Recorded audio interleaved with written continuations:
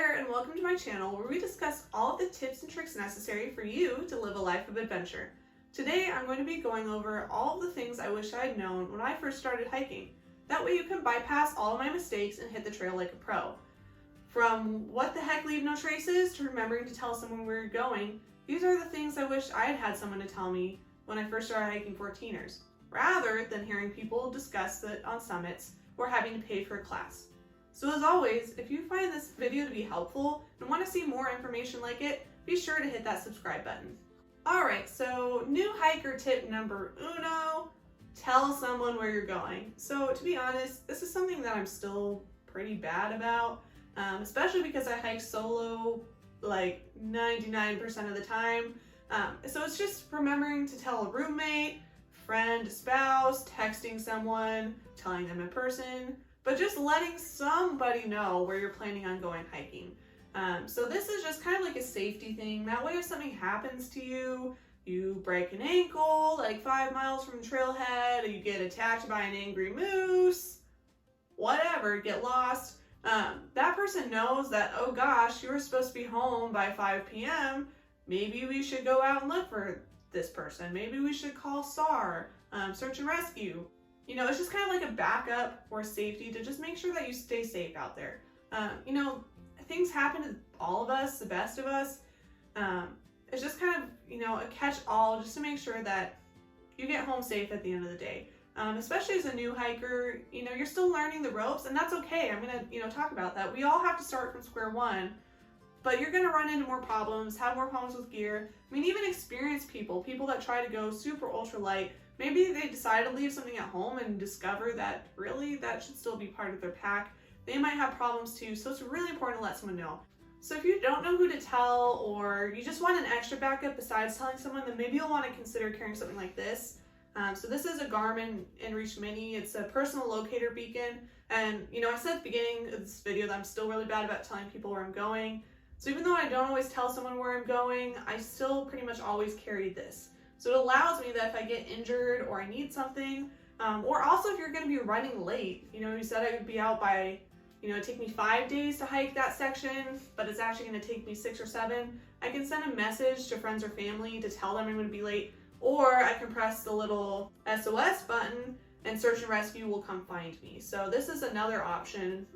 I would suggest using this as like a secondary layer and still tell someone where you're going. That way, no matter what, you stay safe out there. All right, so tip number 2, that's carry the 10 essentials. So when I first started getting into hiking as an adult, there's definitely pictures of me on top of some 14ers wearing a cotton t-shirt, shorts, just some crappy $20 running shoes from Walmart, a school backpack with hardly anything in it. I do not recommend doing that. It's really important that you bring the right gear. You know, you're just learning how to navigate and do all of these things, and it can be really overwhelming. I know for me as a college student, you know, I was on a budget, so trying to buy all of these things was really difficult for me, but it's important to try to do your best, make do with what you have, add slowly over time, and make sure that you're trying to bring all 10 of these things with you at all times. I still do it, you know, it's a little different, I guess, if you're just hiking like a local, like regional park or trail that's a couple minutes from your house and it's not that remote. You know, that's a little bit different, but especially if you're planning on going and doing bigger things, 14ers, really going to the wilderness, some place where it's hard to get out, you know, think about like what would you need to survive even a couple hours. If you had to stay there and it's kind of like this weird border season, like fall or something, where it gets kind of uncomfortable if you're not moving, make sure you have all the right gear to be able to survive. So in case you don't know, I can never remember the exact list, so I pulled it up from rei.com. Here is the updated version of the 10 essentials that we talked about today. So first one is navigation, headlamp, so I would just say light, so maybe a flashlight, but headlamp is the most preferable, that way you can still walk with it. Sun protection, so that's like sunglasses, a hat. I'm really bad about wearing a hat that covers your ears. If you're gonna hike in the desert, maybe consider wearing sun gloves, longer sleeve, like, you know, UV type shirts. A first aid kit, so make sure that you have stuff in your first aid kit that you actually know how to use. A gear repair kit that includes some sort of knife or multi-tool. You know, for backpacking, make sure you have like tenacious tape and stuff like that, and some rope. So stuff to make a fire. I stopped carrying a lighter and matches, and now I carry flint, you know, something like that. Some people carry kits that have like little fire starter things in them to make it easier. Carry some sort of shelter. I always carry some sort of space blanket as part of my first aid emergency kit, but I also sometimes will bring like a tent footprint with me just in case, and I always kind of think about how I would make a shelter depending on where I'm going. Obviously for backpacking, it's pretty easy. You should always already have shelter on you. Extra food. So I usually carry an extra day of food, or if I'm doing a day hike, I carry some sort of protein bar, like a green belly meal or an extra Cliff Bar or something. Extra water. You know, one of the biggest things I wish I had known was to just carry a water filter all the time, even if you're day hiking. Takes that one away. But extra water is super important if you're hiking in the desert, so make sure you always have water. And then the last one is extra clothes. So beyond the minimum of just what you're wearing, make sure that you're wearing or bringing extra jackets, rain gear, leggings, that kind of thing. So for an example, I just got back from going on a snowshoeing trip with some of my coworkers up in the Kenai Range in Alaska, and honestly, like, I was really cold, and I wish I had kind of had some more and better layers. So make sure it's appropriate for whatever season you're hiking in. And remember that there's a lot of places, like if you're hiking in the mountains, so like in the Rocky Mountains or even the Sierra up here in Alaska, that it can snow any day of the year. You know, I've been snowed on in the Rockies in June and July, depending on where I was hiking in the year. So take that into account as well. Which leads me into tip number 3. Do not wear cotton. So once again, you will see pictures of me from my first couple hiking trips, and honestly, many hiking trips in. I don't know how, like when I was doing the 52 hike challenge, there are lots of pictures of me wearing jeans, like in the San Isabel National Forest and up by Brainerd Lake and stuff, like in the snow, wearing jeans and a t-shirt, like cotton t-shirt. So you actually want to wear a shirt more like this. So this is like an athletic, moisture wicking type shirt. So you want moisture wicking base layers, because if cotton gets wet, it's going to stay wet, especially if the sun isn't out, and it's going to get cold and it's not going to be good. So especially with this winter hiking, you know, I just said that I went snowshoeing in the Kenai Range. That's really important because when you're walking, right, snowshoeing or cross-country skiing is a lot of hard work. Same thing in the summer. Maybe it's kind of cold because it's snowing in June or July, and you're walking and you're getting really hot because you're walking uphill, and so you're sweating. And so then you start walking downhill, or you get to camp, or you stop to take a break to take in the view at the top, and you sit there, and now it's cold and you're not moving, and that cools you down really fast. So you want a layer on the bottom that's going to wick, which means just get rid of that moisture so that it doesn't get cold and cool you down. And then also bring things like fleece, like a puffy, like down puffy, like rain gear. So AK, just stay away from cotton. That's the main thing. Just don't wear cotton. The nice thing is, again, you know, I said that when I was in college, that's when I first started hiking, and I was on a budget, and it was hard for me to find gear sometimes or be able to justify spending money on gear. But there's a lot of gear that you can find at thrift stores. Kind of depends on where you live. You know, I was lucky living in Colorado because there's a lot of outdoorsy people there. But I found this shirt that I'm wearing, I'm pretty sure, at some sort of thrift store. I found one of my fleeces that I wear all the time at a thrift store. I found, you know, you just kind of got to look around, poke around, look on Facebook garage type, sale type sites, even maybe Craigslist, although that's probably not as good of one. So look around, look on Facebook garage sites, different thrift stores, just kind of look around, give yourself time to find stuff. And again, with the gear, you're not going to get it all overnight unless you have a really big budget and a nice job, which good for you, that's awesome. You're just jumping into hiking feet first. But for a lot of us, you just kind of have to get one thing a year. Ask for 1 or 2 things for the holidays if you celebrate Christmas. Ask for 1 or 2 things at your birthday.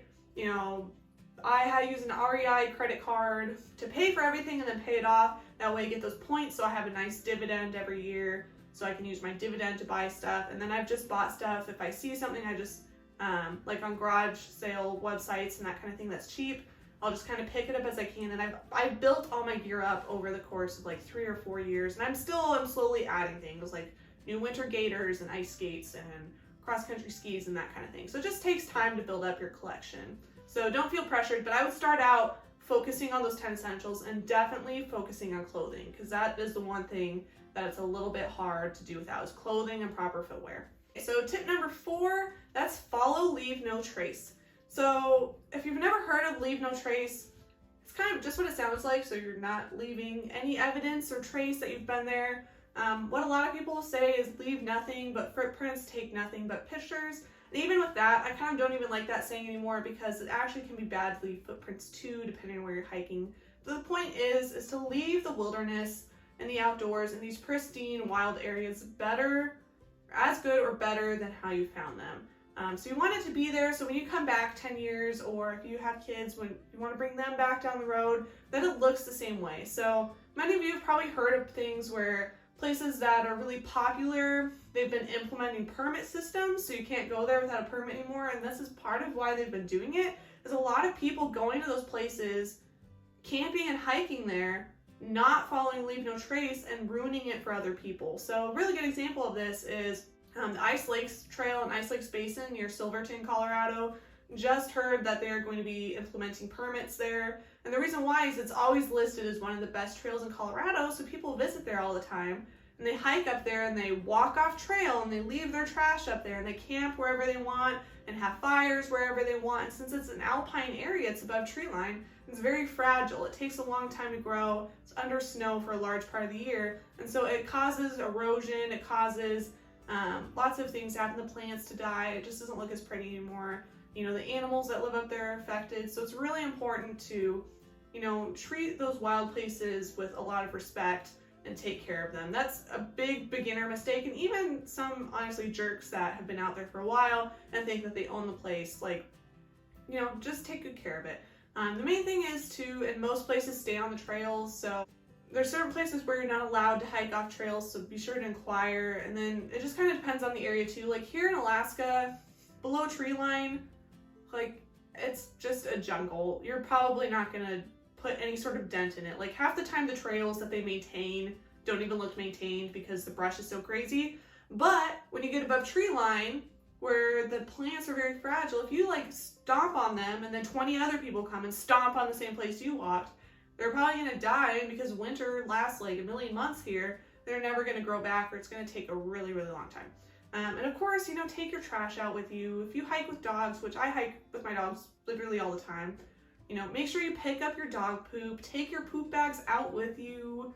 You know, try not to forget stuff. Everyone makes mistakes, it's gonna happen, so don't like beat yourself up about it. But you know, if you find something from someone else, you know, pay it forward. You know, I've left stuff in the woods, not on purpose. I have dog booties fall off my dog's feet. Sometimes you do a sweep and then you realize, you know, 10 miles down the trail that you forgot something. It happens. So make sure that if you see someone else's mistake, just try to pick it up, you know, grab wrappers and stuff as you see them and try to make it better than you found it. That way, if everybody does that, everything will stay nice. It'll make sure that we can enjoy the trails that we love for generations to come. And if you want to see more about Leave No Trace, I've linked to the official Leave No Trace website at the bottom, so you can check that out and find more out about how to properly leave no trace. Alright, so tip number 5 that I have if you are a new beginner hiker or even backpacker is to just get out and have fun. So we all started from the bottom at some point and had to learn. You know, in college I taught myself. I took one Colorado Mountain Club class like a year and a half after I started hiking. But you know, just like the pictures you saw, I made mistakes when I started. Like everyone starts somewhere. Just get out there and just do it. Don't get so wrapped up in all the stuff, all the gear, other people looking like they're more experienced or judging you. You just gotta let it go. You know, hike your own hike. So the main thing is just make sure that you're safe when you do it. Leave no trace. Try to bring the 10 essentials with you. Do what you can and just get out there and do it.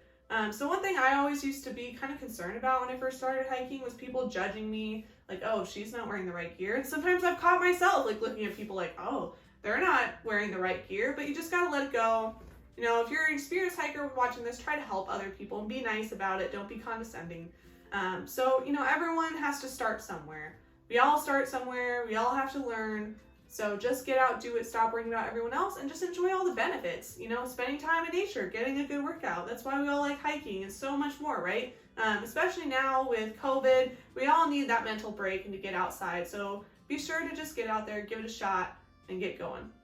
Alright guys, so I hope that was helpful. If it was, please let me know by hitting the like button. Also, if you have any other tips you want to add, be sure to leave a comment below. And as always, if you want to continue seeing more hiking and backpacking tips and tricks, or you just want to take your backpacking up a notch, be sure to hit that subscribe button. Continue to see my videos. Otherwise, I hope you guys have a great day and get out and have some great adventures.